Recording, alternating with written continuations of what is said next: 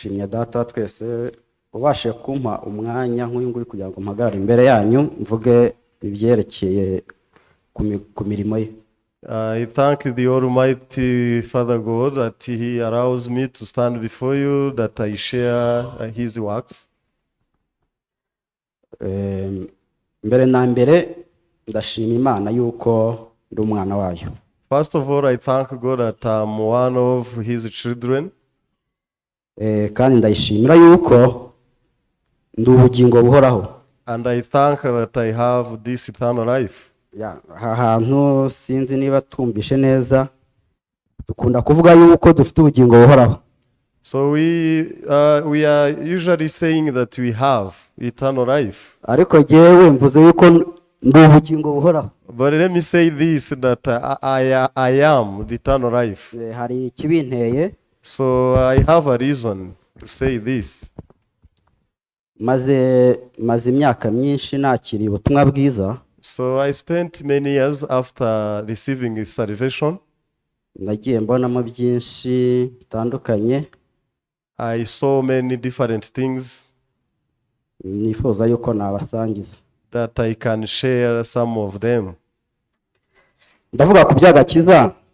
I will first of all share about salvation. Ndongera mvuge ku byendanye n'ubuzima nyuma yo kwakira agakiza. And I will also tackle the life after receiving salvation. Bampaye iminota mikeya ariko ndihangana. So I think I was given short time, but I will manage. Mbere na mbere nkimara kwakira ubutumwa bwiza ijambo ry'Imana nagize ikintu gisa n'amahishurirwa muri nge. So after I received the salvation, I can say I got some revelations in me. Twavuga niba ari amayerekwa simbizi ariko urumva ngiye mbyise amahishurirwa. So I don't know if I can say revelations or discovery. Nagiye mbona ibintu cyangwa se nkasobanukirwa ibintu ntarinzi. So I could understand things which I didn't know before.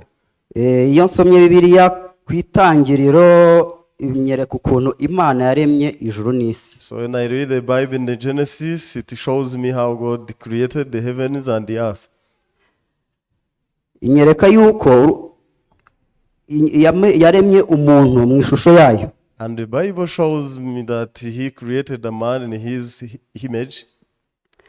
Ibyo ngibyo iyo ubisomye ntabwo bisobanukirwa ariko nyuma nagiye mbasha kubisobanukirwa ibyo ari byo. So when you read, just you can't understand, but later you got the meaning of this. Binyuze muri ijambo nubwo tutarisomye nahishuriwe yuko Imana yaremye ibintu bibiri. So through this word I got this revelation that God created only two things. Ntabwo mvuga ibyo yaremye byose uko biri tubwira ko reka mvuge ku ijuru n'isi ni ibintu bibiri ijuru isi. So